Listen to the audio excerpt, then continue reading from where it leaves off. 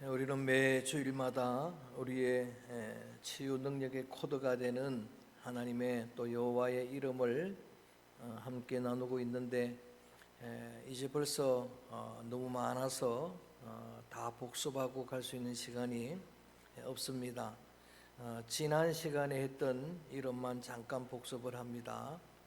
야훼 츠드케누라고 하는 이름은 따라합니다. 의로우신 여호와, 공의로우신 여호와, 하나님의 아버지의 성품이라고 말씀을 드렸고, 자녀된 우리들이 그 성품을 배우고 품어야 한다고 말씀을 드렸습니다. 하나님의 손의 저울은 공정하다, 정직하다, 그래서 정의로우신 하나님이라고 설명을 드렸고, 하나님의 재판이 공정하다, 공정하신 공의로우신 하나님, 여러분의 손의 저울이 정직하기를 바라고, 참 힘든 일이지만 여러분의 판결이 공평하기를 축복합니다. 오늘은 또 다른 하나님의 이름인데 엘샤다이, 시작.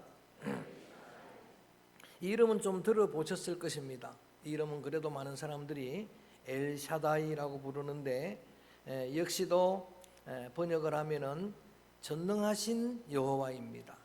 엘샤다이는 전능하신 여호와라고 하는 이름의 뜻입니다. 이 이름의 배경을 저는 오늘 룻기서에서 함께 찾으려고 합니다.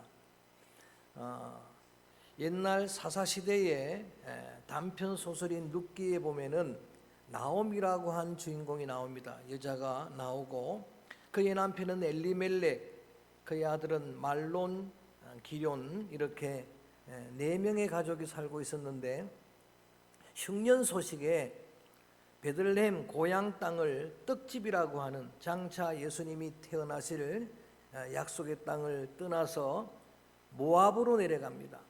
모압 땅, 이방 땅, 저주의 땅으로 내려갔는데 그 내려가서 거기에서 다 잃어버립니다. 엘리멜렉 남편도 잃어버리고 말론 기럨 아들도 다 잃어버립니다. 영적으로 내리막길은 굉장히 위험한 길입니다. 다 잃는 길입니다. 예수님의 비유 말씀 가운데 보면은 한 사람이 예루살렘을 떠나 여리고로 내려가다가 은혜의 땅 예루살렘을 떠나서 여리고 죄악의 도성으로 내려가다가 다 가보지도 못하고 온더웨이 도중에 다 잃어버립니다. 강도를 만나고 급한 죽게 되는 이야기가 나옵니다. 구약 성경 논하서도 보면은 하나님이 명령한 땅은 니느웨로 올라가라는 이야기입니다. 사명의 땅으로 가라는 말씀을 거역하고 자기 뜻대로 다시스로 내려가는 배를 탔다가 가보기도 전에 도중에 풍랑을 만나고 바다에 던져지고 물고기 뱃속에까지 들어가는 큰 위경을 만납니다. 그처럼 모압 땅에서 다 잃어버립니다. 사랑하는 남편도 잃고 아들들도 잃고 이제 모압 여인 하나, 며느리 자부 룻 하나 남았습니다. 그 룻을 데리고 고향으로 돌아오는데 오늘 본문을 읽어보니까 고향 사람들이 나오미를 알아봅니다. 나오미가 아니냐라고 말합니다. 나오미가 온다라고 그를 맞이할 때 나오미가 한 말이 20절 21절입니다. 읽어봅니다.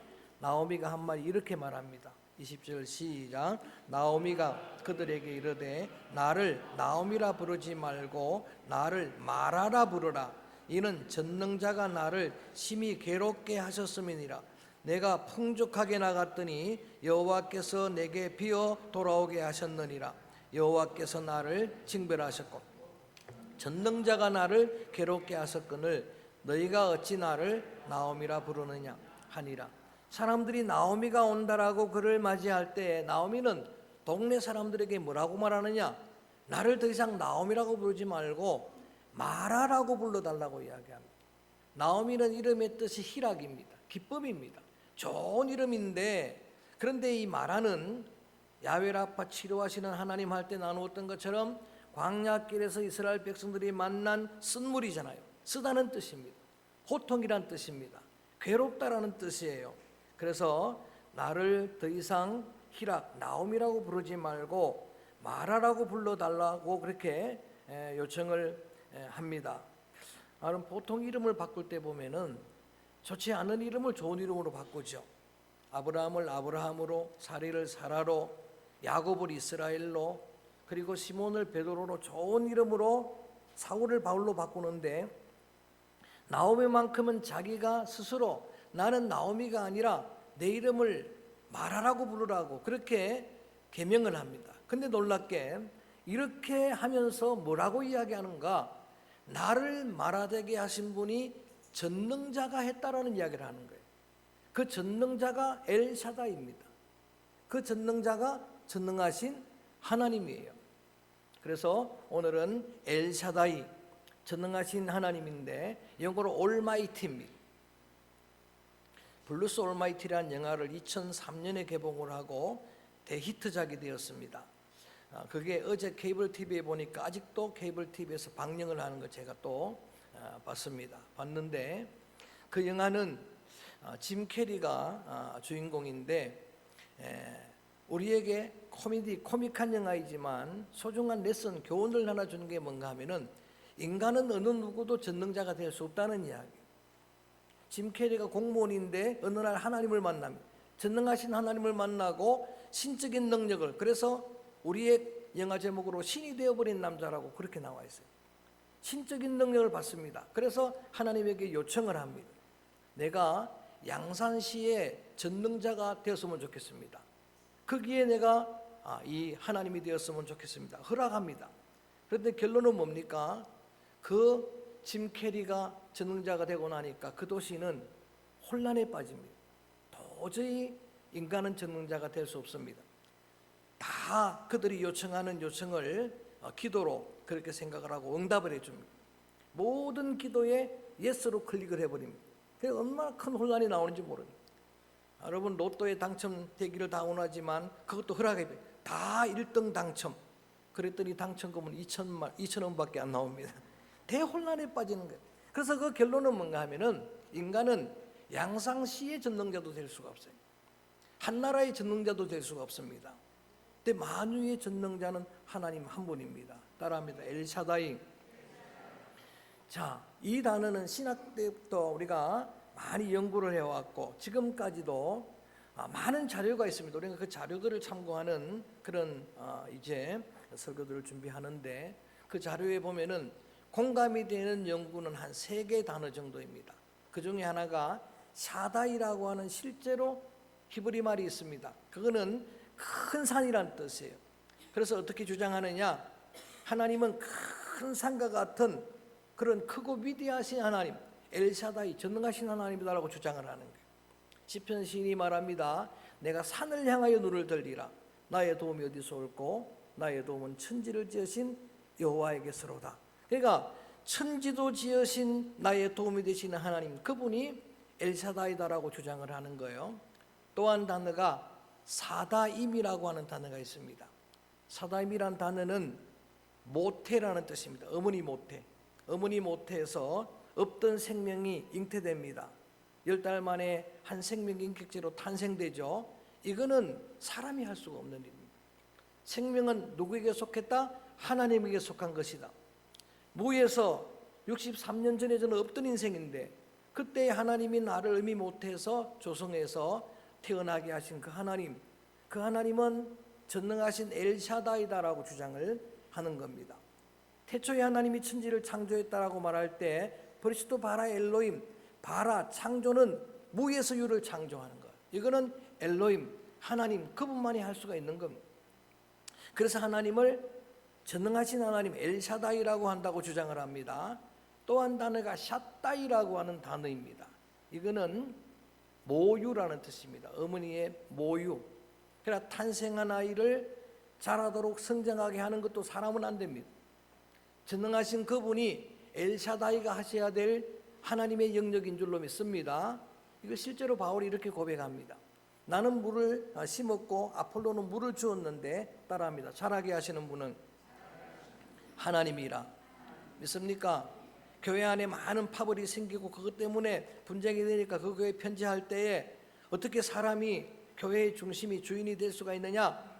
나도 아니고 아폴로도 아니다. 나는 그냥 복음을 뿌렸을 뿐이고 물을 준 사람은 아폴로고 그거를 자라도록 하신 분은 하나님이라는 거예요. 봄에 농부가 하는 일은 여러분 별 다른 거 없습니다. 그냥 땅을 파고 뿌려놓고 물 주고 그름을 주면 자라게 하시는 분은 하나님이에요. 하나님이 하시는 겁니다. 그래서 그 하나님을 전능하신 하나님이라. 자, 이게 이제 단어적인 설명이라면 성경 속에 조금 더 찾아봅니다. 여러분 찾아보지 않더라도 제가 설명을 합니다. 창세기 17장 1절에 보면은 99세 된 아브라함에게 하나님이 찾아옵니다. 99세입니다. 아내의 나이는 89세. 생각해 보세요. 노부부에게 하나님이 찾아오셔서 바로 먼저 선언하신 게 따라합니다. 나는 전능하신 하나님이라. 엘샤다이라고 자기를 먼저 계시하시더니 뭐라고 말씀하시는가? 이 99세 된 아브라함, 사라 89세 된 경수가 끊어진 그 몸에서 약속의 아들 이삭이 태어나게 될 것이라. 이삭을 잉태하게 될 것이고 내년 이맘때에 아들을 낳게 될 것이라. 그 말을 들었던 아브라함이 웃었어요. 사라가 웃었어요. 웃으시는데 정상적입니다. 이게 웃을 수밖에 없잖아요. 여러분, 우리의 나이로 환산을 하면 요즘으로 보면 그 당시의 백세는 한 70세로 보면 됩니다. 70세 부부가 있는 우리 교회 어른들 한번 생각해 보세요. 하나님이 나타나서 내년에 아들을 낳을 것이다. 웃는 게 정상이에요. 여러분, 그런데 하나님께서 그 비웃는 아브라함에게 그리고 사라에게 진짜 웃음의 아들, 이삭이란 말이 웃음의 아들이라는 뜻이거든요. 참 웃음을 주신 분이 하나님이에요. 그 하나님을 하나님 스스로 나는 엘샤다이다, 전능하신 하나님이다라고 말씀을 하는 거예요.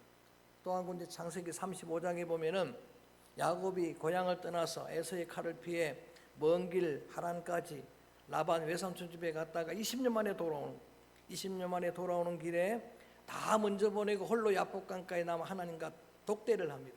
하나님을 만나게 됩니다. 그때 하나님이 나타나시자마자 뭐라 그러느냐? 나는 엘샤다이다 그러는 거예요. 하나님이 나는 전능한 하나님이다 그러시면서 뭐라 그러느냐? 내가 내 이름을 지금부터는 야곱이 아니라 이스라엘이라 하리라. 할렐루야. 야곱은 도둑놈이란 뜻이에요. 야곱은 강탈하고 탈취하고 붙잡았다는 뜻이에요. 그런 인생을 지금까지 살았는데 하나님은 그 야곱을 이제 이스라엘 승리자라는 뜻입니다. 그러니까 영적으로 새 창조, 새로운 피조물 만드는 분도 전능하신 하나님 그분이 하시는 일이에요. 사람은 할 수가 없는 일이에요. 그래서 출애굽기 6장 1절에 보면은 출애굽기 기자가 그렇게 이야기하는 거예요. 구약의 출애굽기 때는 하나님을 여호와, 야훼라고 강조를 했는데, 그런데 아브라함, 이삭, 야곱에게는 야훼로 나타나지 아니하고 그분은 엘샤다이로 나타나셨느니라. 전능하신 하나님으로. 한 군데만 더 예를 들겠습니다. 시편 139편에 보면은 시인이 이렇게 이야기합니다. 하나님을 전능자라고 고백을 합니다. 엘샤다이로 고백하면서 그분은 우리가 어디로 가든지 먼저 가 계시는 하나님입니다. 나보다 먼저 앞서 가시는 하나님이다. 내가 바닷가에 가서 자리를 펼지라도 거기 먼저 와 계시는 하나님은 바로 전능하신 하나님이다 라고 강조하는 거예요. 여러분, 전능자라고 강조할 때는 엘이라고 하는 하나님 이름을 쓸 때는 다 능력을 강조할 때는 엘을 씁니다. 야훼, 여호와라고 강조할 때는 신실하시고 약속을 이루시고 위로를 하시는 하나님 그럴 때는 야훼를 씁니다. 그래서 태초에 하나님이 천지를 창조, 엘로힘이라고 할 때도 없는 것 가운데서 천지를 지으신, 말씀 한마디로 천지도 지으신 분이 능력의 하나님이다라는 고백이죠. 지난번에 임마누엘 했죠. 하나님이 우리와 함께 하신다고 애를 썼을 때는 처녀가 잉태하여 아들을 낳을 확률 제로의 일도 이루시는 그런 하나님이라고 그렇게 고백할 때 애를 쓰는 거예요. 마찬가지로 엘샤다이도 그런 거예요. 전능하신 하나님, 그분의 능력을 보고 그분 능력으로 용기를 얻고 이런 의미로 부르는 이름인데, 그런데 오늘 읽었던 본문에 보면은 정반대 이야기를 하는 거예요. 하나님은 나오미였던 나를 오히려 마라되게 하신 분인데, 그런데 하나님은 전능하시다라고 고백하는 거예요. 이게 믿음이에요. 좀 더 설명을 드립니다. 여러분 잘 될 때, 번성할 때, 창성할 때, 성공할 때 하나님을 전능하다 고백할 수가 있어요. 누구나 할 수가 있는 거예요. 이거는 누구나 할 수 있는 고백입니다. 여러분 성공할 때, 잘 될 때, 자녀가 잘 될 때, 건강할 때 다 할 수가 있느니, 그런데 만약에 정말 힘들고 어려울 때 그때도 전능하신 하나님이라고 고백할 수 있겠느냐는 이야기. 자, 지난 시간에 욥 이야기를 할 때 욥이 그 고난의 복판에서 치드케누 나의 하나님을 의로운 하나님으로 고백했는데 욥기서를 읽어보면은 더 많은 고백이 뭔가 하면 따라합니다. 전능하신 하나님 엘사다이라고 고백하는 거예요. 이게 진짜 믿음입니다.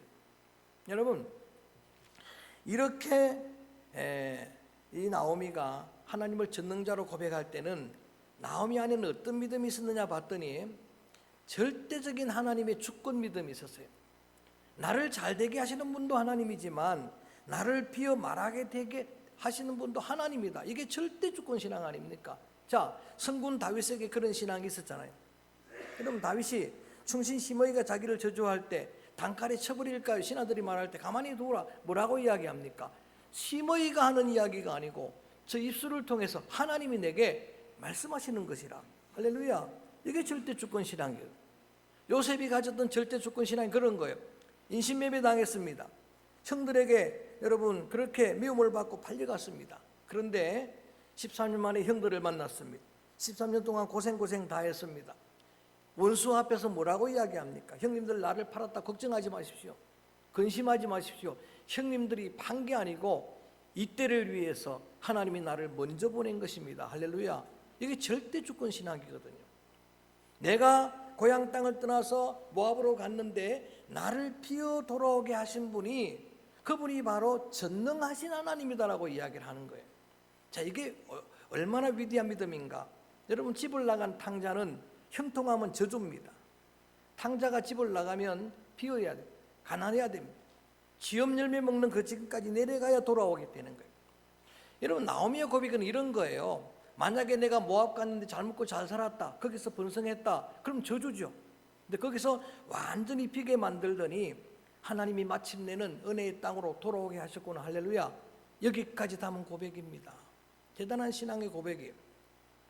자, 조금 더 이제 여러분 이해를 돕기 위해서 예수님 이야기를 해봅니다. 예수님은 하나님에게 버림받는 순간에도 여전히 하나님을 내 아버지라고 고백하는 거예요. 아버지, 할 수 있으면 이 잔을 옮겨주옵소서. 그러더니 뭐라고 말하는가? 내 뜻대로 마옵시고 아버지의 뜻대로 하옵소서. 십자가에 처절하게 버림을 당하는 그 순간에도 그의 신앙 고백은 변함이 없습니다. 엘리 엘리 라마 사막다니, 하나님 나의 하나님 어찌하여 나를 버렸습니까? 끝까지 하나님을 나의 하나님으로 나의 전능자로 고백하는 그 예수님을 오늘 찬양 예배 때 파노라마 할 때 다룰 빌립보서에 보니까 이렇게 말합니다. 바울이 말합니다. 하나님의 근본 본체신 그분이 자기를 비우고 낮추고 죽기까지 복종하셨는데, 그런데 하나님이 그를 지극히 높였다. 할렐루야. 하나님이 그를 지극히 높여서 천하 만민이 그 이름 앞에 무릎 꿇게 하셨다. 이게 여러분 절대 주권 신앙 가진 사람들에 대한 하나님의 은혜예요. 하나님이 책임져 주시는 거예요. 자, 이런 이야기입니다. 하나님이 나를 비워서 가난하게 만들고 고통의 여인이 되게 만들어 가지고 돌아오게 하셨는데, 여기까지는 나오미의 신앙 고백입니다. 여러분, 주님의 이름은 고백이라고, 믿음의 고백이라고 말씀드렸어요. 그런데 이제부터 룻기서를 읽어 나가다 보면 그 이후의 삶을 하나님이 책임져 주십니다. 할렐루야. 그 이야기를 말씀드리려고 하는 거예요. 자, 22절 오늘 마지막으로 한번 읽어봅시다. 22절 말씀 소리내서 크게 읽어봅니다. 시작.